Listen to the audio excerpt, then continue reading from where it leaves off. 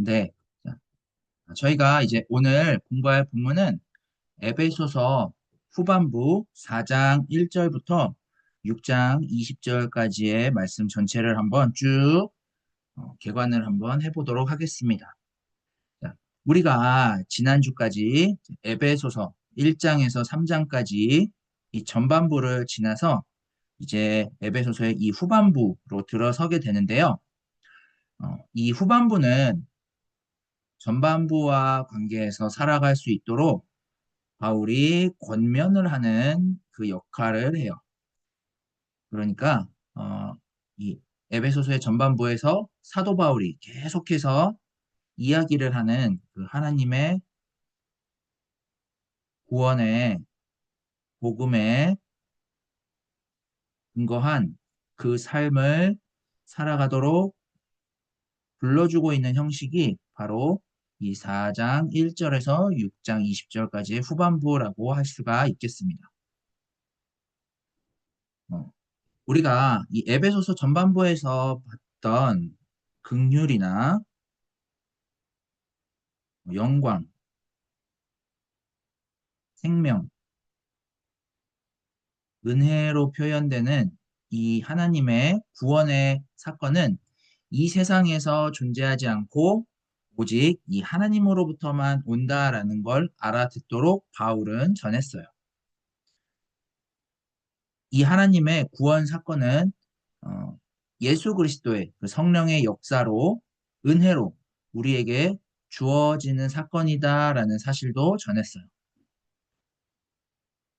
우리가 살아가고 있는 이 세상은 허물과 죄로 죽은 이런 방식으로 끝나는 삶이지만 하나님이 그리스도 안에서 행하신 구원은 하나님의 영으로 죽음이 극복된 생명으로 살리는 사건이고 이 세상에 어느 누구도 흉내낼 수 없고 이 세상에 통치와 권세와 어떤 세력으로도 불가능하고 그런 세력으로부터 자유롭게 할 뿐만 아니라 하나님의 그 고유한 생명으로 이루어지는 사건이다라는 사실을 강조했어요. 그래서 우리의 삶은 이 사실을 지키기 위해서 힘쓰는 이런 모습을 통해 이루어지는 삶인 거죠. 그런데 이런 사실은 자기 중심적인 삶에서 우리가 뭘 할 수 있는지 이런 차원이 아니라 그리스도 안에서 우리 각자가 하나님의 이 구원의 세계에 닿아서 그 세계를 헤아리고 인정하고 바라보고 소망하는 이런 방식으로 이루어지는 거예요. 그래서 이 세상 안에서 하나님의 구원 사건이 이 세상을 충만하게 하는 그런 실질적인 구원의 능력으로 드러나는 방식으로 이루어지는 거예요. 그러니까 우리가 할 수 있는 것은 이미 하나님이 행하신 이 구원의 사건을 알아보고 받아들이고 그 안에 살아가고자 하는 거예요. 지금 에베소 교회처럼 유대인이냐 이방인이냐를 따지는 것이 아니라 긍휼과 영광과 생명과 은혜로 주어진 이 사건을 알아보고 받아들이고 대하는 것뿐이에요. 이건 우리에게는 불가능하지만 그리스도 안에서 가능하게 하셨고 그리스도 안에서 가능하게 하신 이 삶을 통해서 우리에게 이루어지도록 하는 게 바로 영광이에요. 그러니까 정리해 보자면 이 영광을 알아보는 것이 우리가 자기 중심적으로 살아가는 이 삶에서 새롭게 될 수 있는 것이다라는 걸 이 4장에서 6장에 그 삶이 어떠한 삶인지를 자세하게 기술을 해 놓고 있다라고 할 수가 있겠습니다. 그러면 우리가 다시 한번 보자면 1장 3절에서 3장 21절의 전반부에 구원의 복음에 대해서 기술을 했다면 우리가 공부할 에베소서 후반부 4장 1절에서 6장 20절은 이 구원의 복음에 근거한 기독교인의 삶에 대해서 삶이 어떠한 차원이 되는지를 기술을 하고 있어요.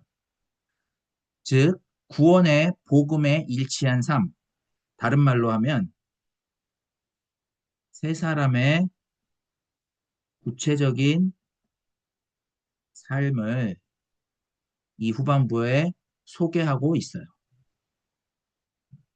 이 후반부는 총 7부분으로 나누어지는데요. 첫 번째 4장 1절에서 16절, 여기에는 어떤 교회의 하나됨에 대해서 이야기를 하고 있고요. 두 번째 4장 17절에서 24절인데요. 여기에서는 옛사람을 벗어버리고 새 사람을 입으라라는 내용이 언급이 돼요. 세 번째 4장 25절에서 5장 7절인데요. 여기에서는 이제 세 사람의 구체적인 삶에 대한 내용이 어떤 건지 첫 번째로 다루고 있고요. 자, 그다음 네 번째는 5장 8절에서 14절에 세 사람의 구체적인 삶에 대한 내용의 그 두 번째 내용을 여기에서 또 언급을 하고 있어요. 그 다음 다섯 번째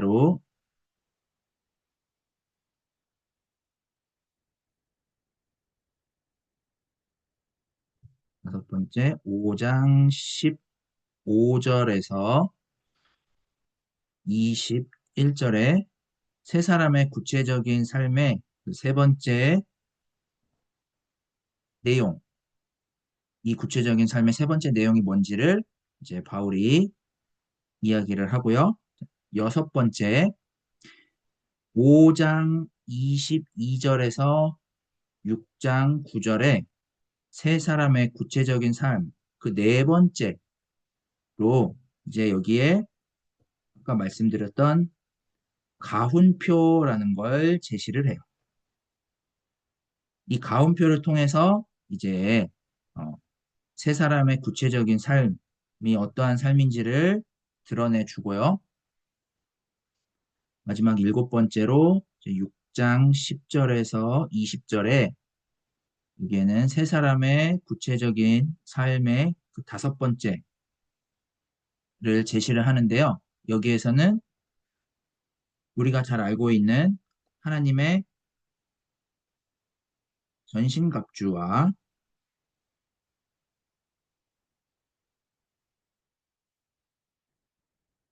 그리고 영적인 투쟁에 대한 내용들이 언급이 되고 있어요.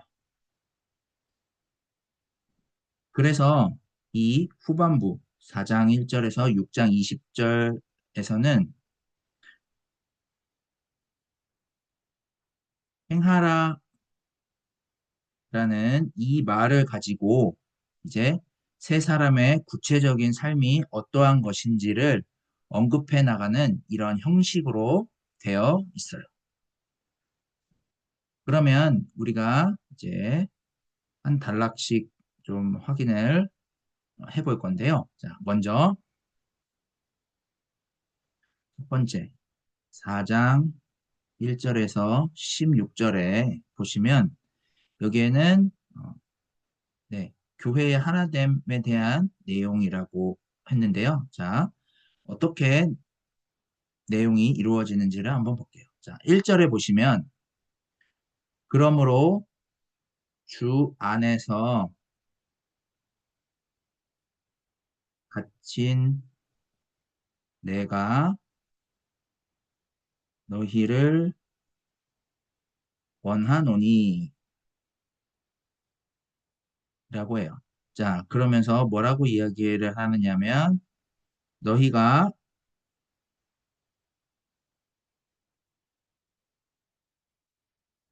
너희가 부르심을 받은 일에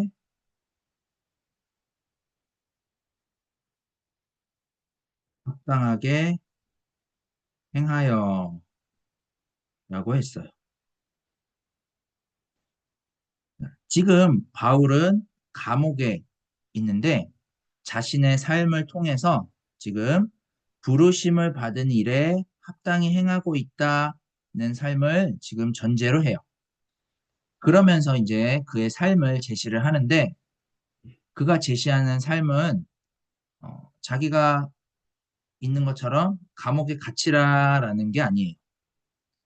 비록 그가 지금 감옥에 갇혀 있지만 감옥에서도 의연하게 이렇게 두려움 없이 태연하게 지내라라는 거예요.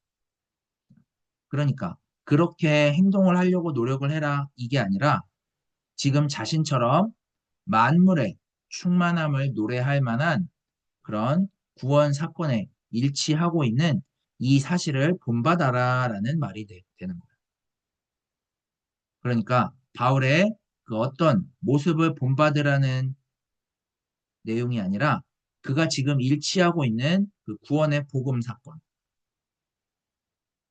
그 구원의 복음 사건을 알아보고 그렇게 살아갈 수 있도록 불러주고 있는 이런 형식이다라고 할 수가 있어요. 여기 행하여라고 이렇게 나와 있죠. 네. 자, 그래서 즉 요 4장 1절에서 16절은 뭐냐 하면 이 복음에 대한 실질적인 내용이 우리의 삶에 펼쳐져야 된다라는 것을 지금 바울이 이런 식으로 전하고 있는 거예요. 기독교인들이 구원의 복음에 참여함으로써 하나님의 구원 세계에 닿아서 세상을 바르게 바라보고 경험할 때 복음의 증인으로 살아갈 수 있게 되죠.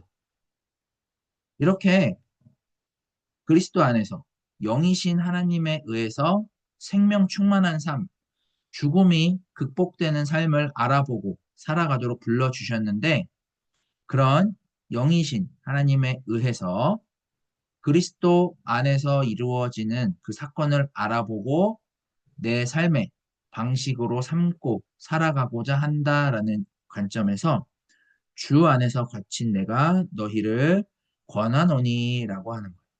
자, 이걸 누구에게 지금 권할까요? 에베소 교회에 지금 권하는 거예요. 이 에베소 교회가 부르심을 받은 일에 합당하게 행하라라고 하는 거예요. 그러면 이 말은 지금 에베소 교회가 부르심에 합당하게 행하고 있지 못하다라는 말이 되는 거겠죠. 자, 이 말은 이제 의도적으로 에베소 교회는 이미 자신들이 전에 듣고 이미 헤아린 그 구원의 복음의 세계에 닿아서 그 구원의 세계에 근거한 삶을 살고자 교회가 하나 되는 시도를 해야 된다라는 거예요. 이 구원의 세계를 늘 헤아리고 이미 성취된 것으로서 에베소 교회가 정체성을 삼고 거기에 삶의 토대를 삼아야 한다라는 거예요. 그래서 이 4장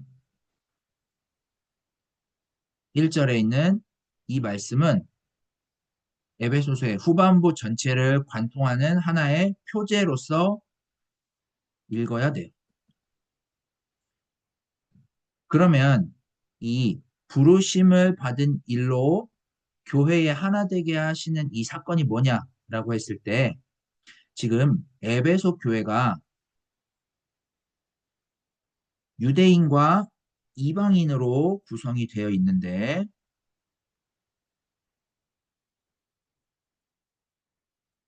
교회는 이 유대인과 이방인의 차이를 넘어서서 구원의 세계, 구원의 복음의 세계가 전제가 되어서 한 성령 안에서 부르심을 받았기 때문에 이 부르심에 합당하도록 하나 되게 하신 사건을 지키기 위해서 힘쓰라 라는 거야. 그렇게 힘쓸 때 세상 안에서 하나님을 아는 삶으로 연결이 되고 그리스도 안에서 만물을 충만하게 하신 그 하나님의 생명으로 충만하게 되는 그런 성장이 일어난다라는 내용이에요. 이렇게 합당하게 행하는 것으로 성장하게 된다라는 말을 지금 여기에서 하고 있는 거죠. 이렇게 4장 1절에서 16절은 교회의 하나됨과 성장에 대해서 다루고 부르심을 받은 일에 합당하게 행하는 사건의 구체적인 이 삶들을 소개해요. 그리고 거기에 근거한 삶이 어떤 식으로 세상에 변별력 있게 드러나는지를 소개하는 내용이다라고 할 수가 있어요. 자, 이렇게 교회가 하나 되게 하신 사건을 지키기 위해서 힘쓸 때 교회가 성장하게 되고 그 안에서 옛사람이 극복이 되는데 그 내용이 두 번째 4장 17절에서 24절에 드러나요. 그래서 여기에는 옛사람을 벗어버리고 새 사람을 입게 되는 사건이 펼쳐져요.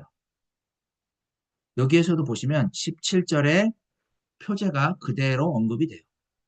17절을 보시면 그러므로 내가 이것을 말하며 주 안에서 증언하노니 이제부터 너희는 이방인이 그 마음에 허망한 것으로 행함같이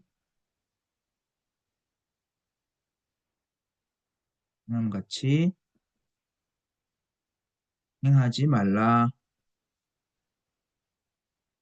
이야기를 해요. 자, 지금 이 두 번째 부분에서는 행하라라는 말을 지금 행하지 말라라는 식으로 받아서 이야기를 하는 거예요. 자, 이방인이 마음에 허망한 것으로 행하지 말라라는 거. 자, 이것은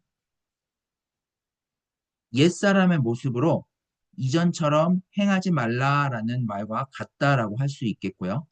자, 이 말을 이제 바꿔서 말하면 앞에서 언급한 하나 되게 하신 이 사건을 지키기 위해 힘씀으로써 성장하는 그런 삶을 살도록 지금 불러주고 있는 거죠. 이전의 삶을 흉내내지 않더라도 성령의 역사로 그리스도 안에서 하나님의 생명으로 충만하게 하는 그 사건을 받아들이고 그 안에서 살아가고자 했을 때 우리는 새 사람으로 살아가는 그 삶의 모습을 취하고 드러낼 수가 있다라는 거예요. 그래서 행하지 말라라는 말을 지금 이런 식으로 언급을 하고요. 이보다 더 구체적으로 이제 옛사람에서 새 사람으로 살아가는 삶, 즉 이방인으로 살아가는 삶이나 이방인들이 추구하고 있는 어떤 뭐 영적이고 심리적인 것이나 또 유대인들이 추구하고 있는 어떤 율법의 의와 같은 이런 내용들이 쭉 이제 언급이 돼요. 그 예로 이제 18절에 이런 유대인과 이방인들이 하나님의 생명에서 떠나 있다라는 말을 하고요. 그리고 22절에 너희는 유혹의 욕심을 따라 썩어져가는 모습을 따른다와 같은 이런 표현들을 가지고요. 이제 이방인이나 유대인들이 따르고 있는 이런 것들을 넘어선 새 사람 되게 하신 그 사건에 근거해서 살아가고 있도록 불러주고 있는 내용들이 두 번째 부분에 언급이 되어 있어요. 자, 이렇게 이제 불러준 대로 살아갈 때 세 번째 4장 25절에서 5장 7절에 새 사람으로서의 구체적인 삶 첫 번째 내용이 이제 드러나고 이루어지는 거예요. 자, 이 부분에서는 어떤 죽음의 역사 안에서 그 자기 한계 안에서 자기를 지키거나 조금 더 모범적으로 살고 또 내가 양보하고 희생하고 그렇게 살다가 죽는 것으로 자기가 인정받고 하는 것이라고 생각을 하는데 이렇게 자기 중심적으로 사는 방식에서 자기가 인정을 받고 그걸 통해서 자신의 삶을 통해서 몇몇 사람들이 도움을 받을 수는 있지만 그것으로 세상이 새로워지지 않는다라는 것을 여기에서 드러내요. 이런 방식의 삶이 새 사람으로서의 삶이 아니라 바울처럼 그리스도 안에서 이루어진 그 구원의 복음을 알아보고 거기에 일치하여 드러내는 삶으로 죽음에서 건지시는 그 생명의 능력으로 살아가는 그런 삶이 바로 새 사람으로서의 삶임을 드러내요. 이런 삶은 바울처럼 갇힌 자 되었지만 죽음의 역사로 향해 가는 로마 정치와 유대교 모두 다 새롭게 될 수 있는 그 생명의 역사가 된다. 이런 내용들이 이제 여기에서 언급이 돼요. 자, 지금 바울의 삶을 보세요. 지금 바울의 삶은요, 누가 보더라도요, 로마법에 따라서 봤을 때는 죄인으로 판명이 됐고, 그래서 재판을 앞두고 있어요. 그리고 결과에 따라서는 처형이 될 수도 있어요. 또, 율법에 따라서는 하나님의 이름으로 정죄를 당하고, 또 유대교로부터 출교를 당했어요. 그런 바울이 지금 에베소 교회를 향하여 권면을 하고 있어요. 그 권면은 다른 게 아니라 그리스도 안에서 이루어진 그 한 가지 사건의 근거에 살아가는 삶은 세상의 기준으로 볼 때는 별 볼 일 없는 이런 삶이지만 그런 세상에서 오히려 바른 삶, 옳은 삶, 모범적인 삶이 될 수 있다라는 사실을 드러내고 있다라고 할 수가 있겠습니다. 즉, 에베소 교회가 자기 중심적으로 헤아리는 그 세상살이와는 질적으로 다른 방식으로 구원의 복음을 알아보고 일치하는 삶을 바라볼 수 있도록 지금 권면하고 초청하는 말씀이 여기 첫 번째 새 사람으로서의 구체적인 삶의 부분에 나타나고 있다 할 수 있겠습니다.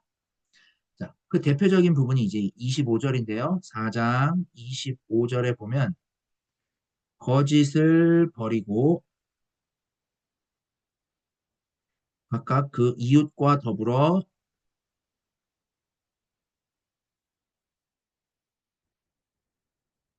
참된 것을 말하라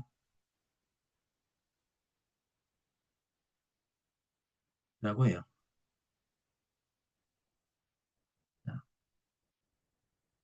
이게 뭐 우리가 이제 이 부분을 공부할 때 더 자세하게 살펴보겠지만요. 이게 절대 뭐 거짓말하면 안 되고 항상 사실만을 말해야 된다. 이걸 말하는 게 아니죠.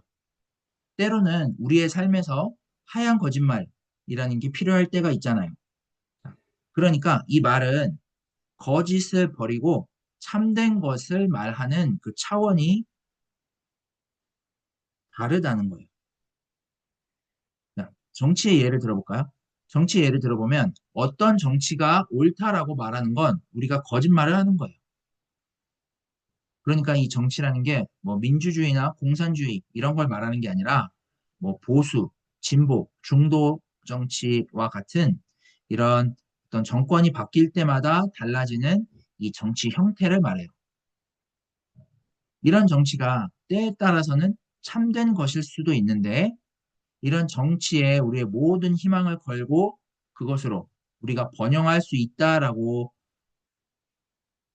생각하는 것이나 이런 잠정적인 것을 마치 절대적인 것으로 생각하는 게 거짓말을 말하는 것이다 라는 거예요.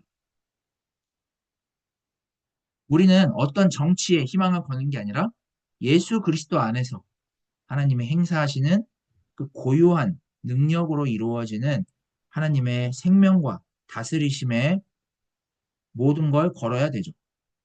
그렇게 되면 하나님의 생명과 다스림으로 세상을 바라보고 인식하는 그 차이가 생기게 된다라는 이런 부분을 언급을 하는 거예요.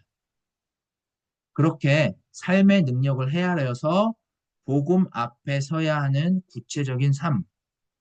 이게 이제 소위 말하는 기독교인의 삶이라고 할 수가 있는데 이 삶을 5장 2절에서 그리스도께서 너희를 사랑하신 것 같이 너희도 사랑 가운데서 행하라 라고 의도적으로 지금 행하라 라는 말을 이렇게 사용을 하고 있어요. 그런 다음에 이런 기독교인의 삶을 점점 더 구체적으로 이제 네 번째 5장 8절에서 14절에 새 사람으로서의 구체적인 삶 두 번째 내용에 드러내요. 5장 8절에서 보시면 너희가 전에는 어둠이었더니 이제는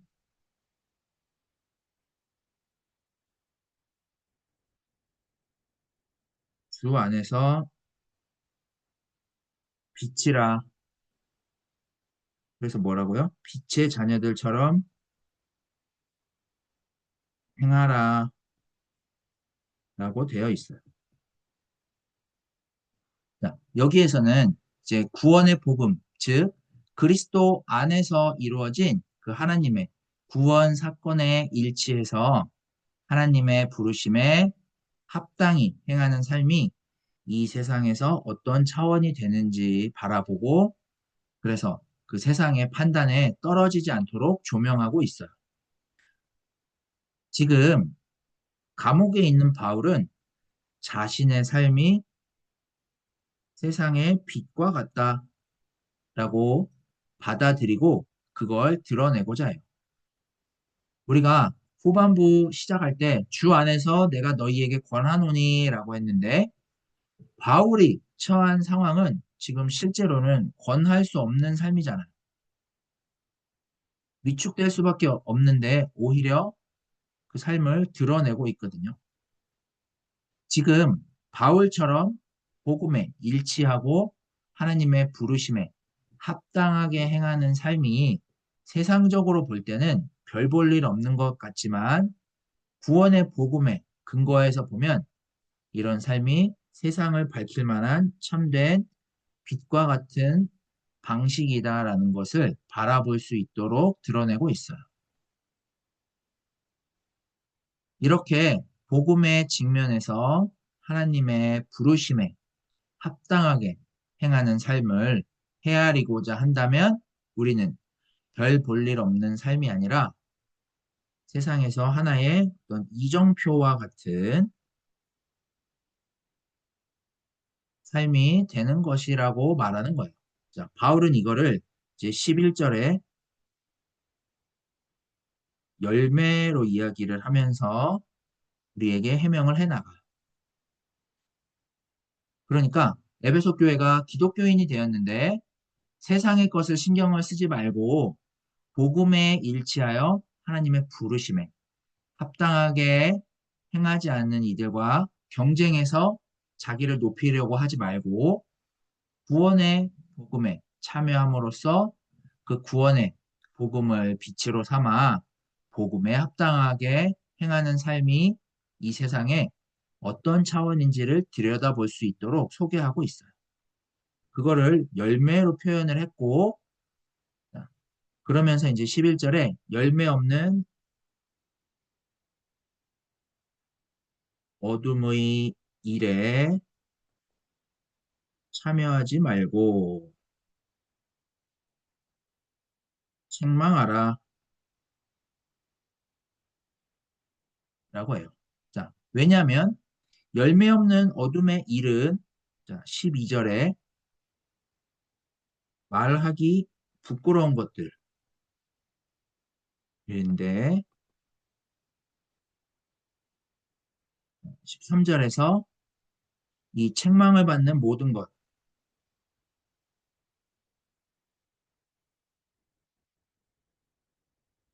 그러니까 말하기 부끄러운 것들, 어둠의 일들이 다 여기에 포함이 되겠죠. 자, 책망을 받는 모든 것은 빛으로 드러나나니 라고 이야기해요. 자, 이 말은 우리가 빛 가운데 살아가고자 한다면 세상에서 두각을 나타내거나 모범적이라서 자랑하려고 하는 것이 왜 빛이 아니라 어둠의 일인지가 드러나게 된다라는 거예요.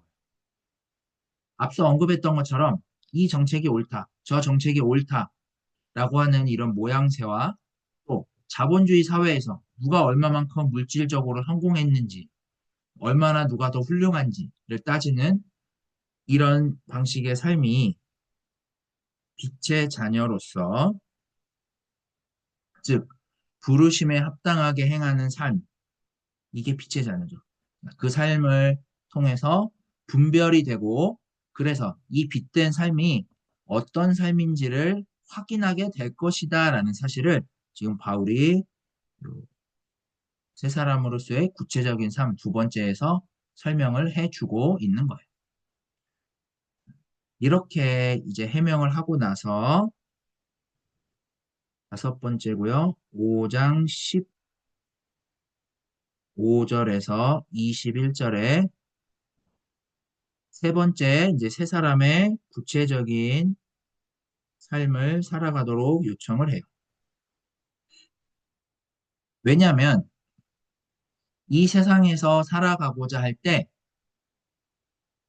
세상의 판단에 위축되고 의식해서 어떻게 세상적인 방식으로 자기 모양을 낼까로 살아가는 이 에베소 교회의 모습을 보고 있는 바울이 에베소 교회가 더 이상 그 모습에 떨어져 있지 않게 하려고 지금처럼 계속 부르심 받은 일을 드러내고 거기에 근거해서 행하도록 강조하는 거예요.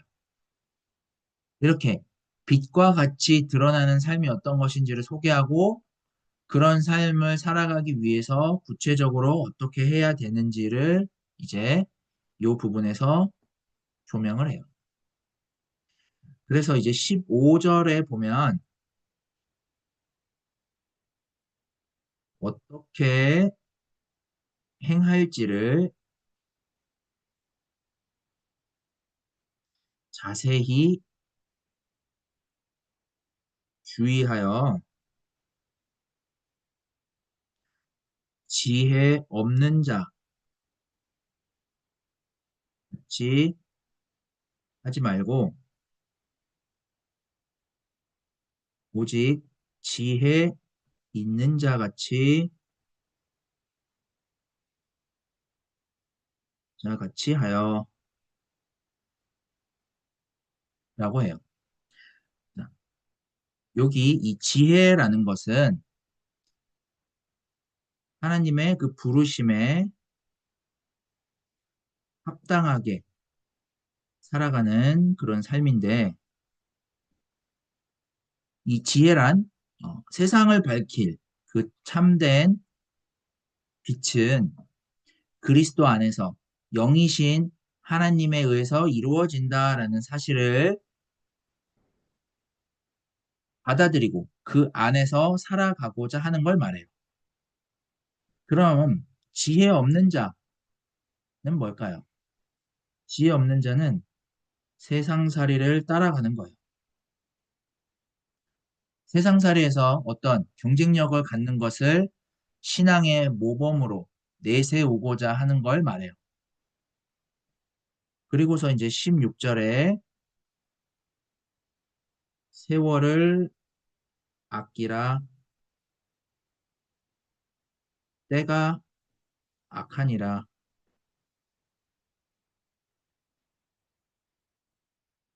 라고 해요. 때가 악하다라는 건 이 세상이 악하다는 건데 하나님이 창조하신 이 세상은 죽음에 맞서서 죽음이 극복된 그 생명을 취할 수 있어야 해요. 그런데 세상은 죽음의 세력 아래에서 그 세력과 공조하는 이런 일들에 집중을 하고 있단 말이죠. 이런 데서 이제 세월을 아끼라라고 했어요. 세월을 아끼라라는 말은 낚아라라는 말과 같다고 볼 수 있는데요. 자, 낚시꾼이 이렇게 물고기를 낚듯이 악한 세상으로부터 이 악한 세상으로부터 그리스도 안에서 허락하신 영원한 생명을 낚아내는 그 사건을 붙들라라는 거예요. 그리고 그 사건을 붙드는 순간 그 부르심에 합당한 삶을 맞이하게 된다라는 걸 이야기하는 거예요. 그러기 위해서는 17절에 그러므로 어리석은 자가 되지 말고 오직 주의 뜻이 무엇인지 분별하라. 분별하라가 아니군요. 네. 주의 뜻이 무엇인지 이해하라.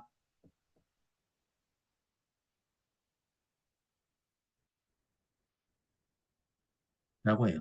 자, 이게 중요하다라는 거예요.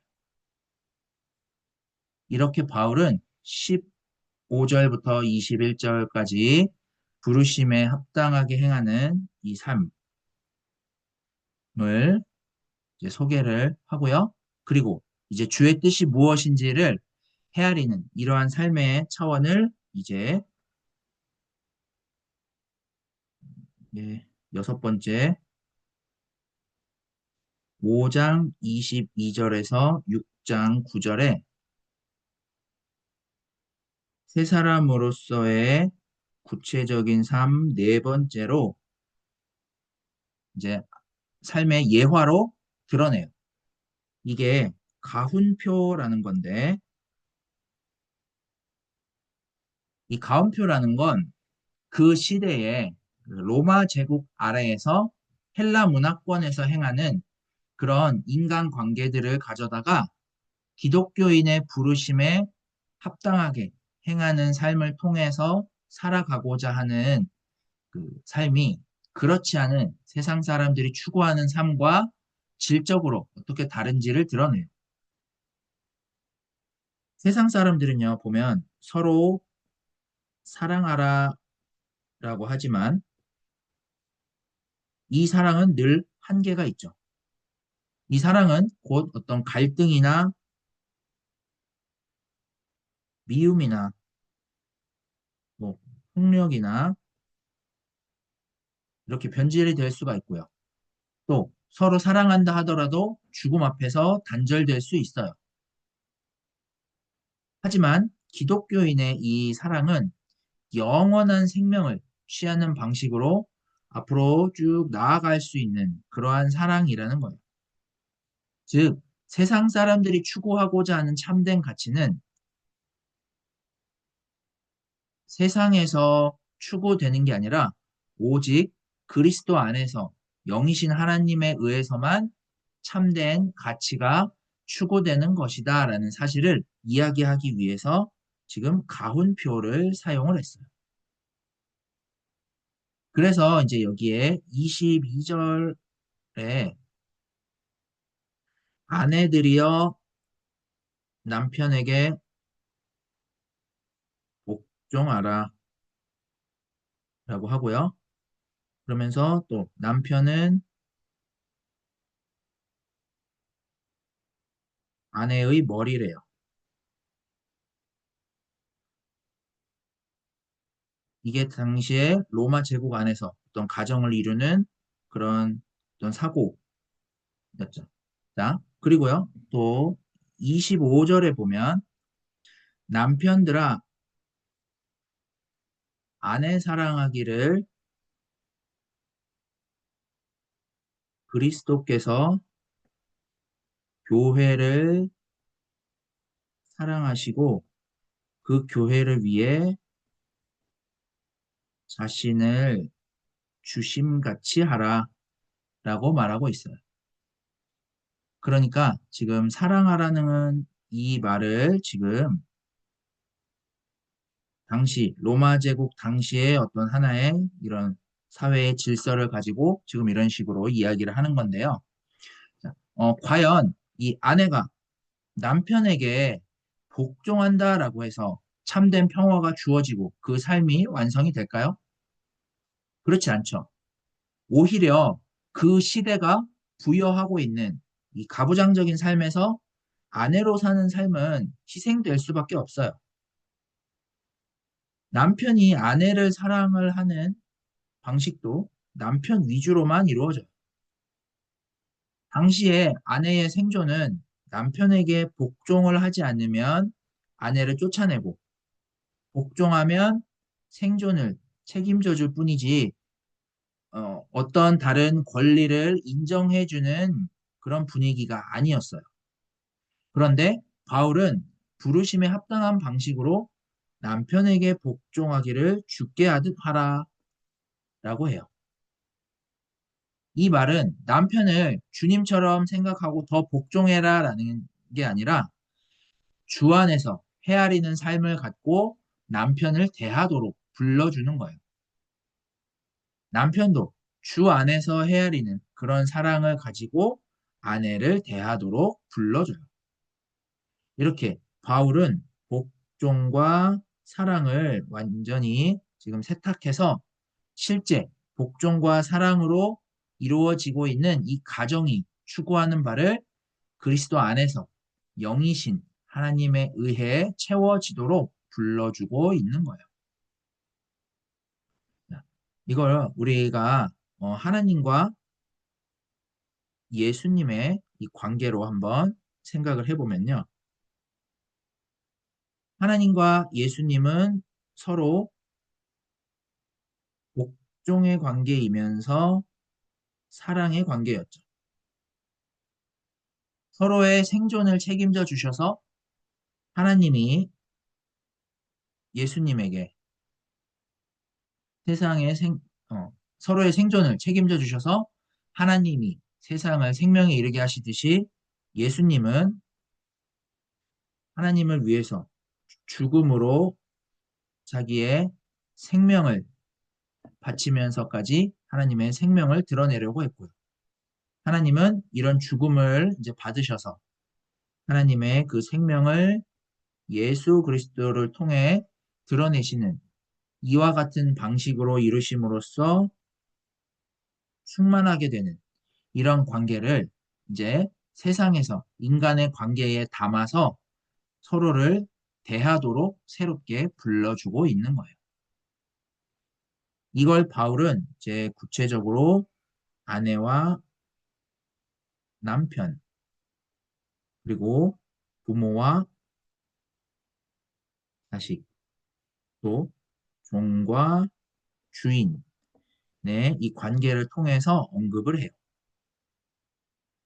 이런 관계가 올바르게 되기 위해서는 어떻게 되어야 하는지, 이 관계의 충만과 행복과 생존과 생명이 완성되는 이런 삶이 어떻게 가능한지를 바울이 구체적인 예, 즉 요 가훈표를 통해서 보여주고 있는 형식이라 하겠습니다.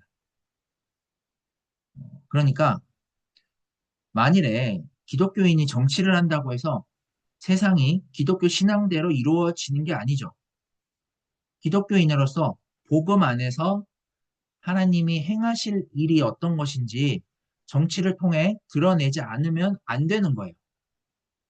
그런 것처럼 아내와 남편이 둘 다 기독교인이라서 그 가정이 저절로 기독교 신앙으로 충만해지는 게 아니라 기독교 신앙의 근거에, 다시 말해서 복음에 일치하고 부르심에 합당하게 행하기를 힘써 지키면서 아내와 남편으로 살아가고자 했을 때 세상이 주장하는 이 복종과 사랑의 개념이 완전히 다른 방식으로 다가오게 된다라는 거예요.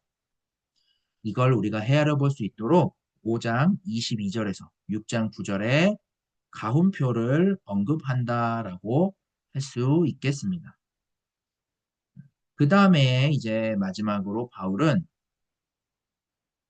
성령이 하나 되게 하신 것을 힘써 지켜라. 그래야 교회는 세상에서 빛과 같은 존재로 성장할 수 있다라는 이 권면을 근거로 기독교인으로 살아갈 수 있게 무장할 수 있도록 불러주고 있어요. 그게 바로 이제 마지막 7번째 6장 10절에서 20절에 세 사람으로서의 구체적인 삶 5번째인데 여기에 자, 하나님의 전신 갑주를 입으라 라는 내용을 언급을 해요.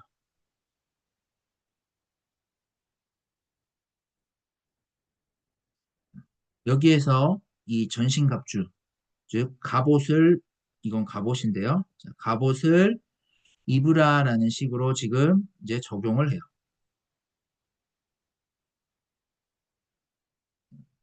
세상에서 만물을 충만하게 하시는 그 하나님의 생명으로 충만한 삶을 통해 세상도 충만하게 되는 이런 구체적인 삶을 살아가기 위해 우리에게 필요한 것은 오직 하나님의 부르심에 합당하게 행하는 것밖에 없는데 그 하나님의 부르심에 합당하게 행하도록 지금 이렇게 무장을 해라 라고 강조하는 내용으로 에베소서가 끝나요. 자, 여기에 전신갑주의 내용은 여러 가지가 나오지만 부르심에 합당하게 행하라 라는 이 한 가지를 강조하고 있는 거예요. 자, 여기에서 보면 11절에 마귀의 간계를 능히 대적하기 위하여 하나님의 전신갑주를 입으라 라고 말해요. 이 마귀의 간계는 세상 통치 방식이죠. 이 세상 통치 방식을 이야기하는데, 자, 이를 능히 대적하기 위해서 전신갑주를 입으라고 하는 거예요. 자, 그 이유는 세상 통치 방식에서 우리는 혈과 육을 상대하는 것이 아니라, 다시 말해, 이 세상의 이 힘에 의지하는 삶의 방식을 취하는 게 아니라 여기에서 벗어나 하나님이 그리스도 안에서 영으로 행하신 사건으로 우리가 살아가는 게 지금까지 언급한 이 세 사람으로서의 삶이다 라는 것을 다시 한번 강조하는 거예요. 지금의 역사 안에서 살아가는 삶은 이제 서로 생존을 하기 위해서 강자는 약자를 취하고요. 약자는 강자를 의존하는 이런 방식으로 이루어지는 삶이 있고 여기에서 벗어나지 못해요. 이런 방식에서 요구되는 그 어떤 삶도 우리를 충만하게 할 수 없고 오히려 우리의 삶을 왜곡시켜 버리죠. 그런 속에 이제 영이신 하나님이 그리스도를 통해 보이신 사건을 우리가 덧입을 때 하나님의 생명으로 하나 되는 삶을 살 수 있다라는 거예요. 그래서 하나님의 부르심에 따라서 행할 때 그 부르심에 대한 우리의 구체적인 삶이 가능하다라는 것을 강조하기 위해서 이 갑옷의 구성 요소들을 이야기를 해요. 자, 그 구성 요소들을 이제 진리의 허리띠, 그리고 의의 호심경, 평안의 복음의 신발, 믿음의 방패,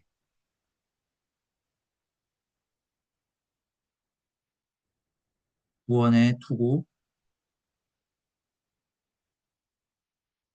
성령의 검으로 이렇게 이야기를 해요. 자, 여기에 언급된 진리, 의, 평안, 믿음, 구원, 성령과 같은 이 모든 요소들은 다 하나님의 부르심 안에 있는 것들이죠. 그래서 전신갑주는 단 한 가지, 이 하나님의 부르심에 합당하게 행하는 이 사실에 대해서 언급하고 있다 하겠습니다. 이렇게 강조하고 있는 게 에베소서 후반부에 해당되는 말씀이에요.